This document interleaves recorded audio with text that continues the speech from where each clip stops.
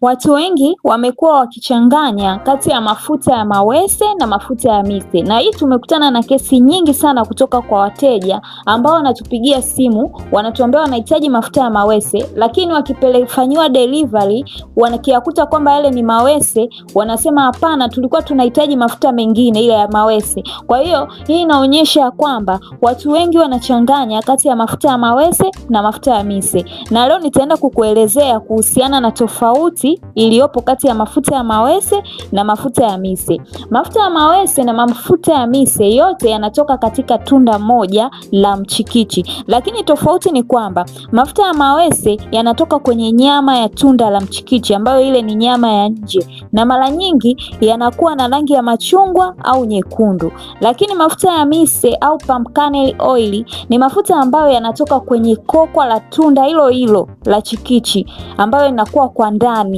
na haya mafuta mara nyingi yanakuwa na rangi nyeupe au ya njano hafifu.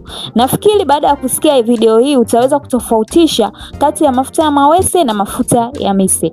Kwa mafuta sahihi ya uzalishaji, karibu Mawese Tanzania.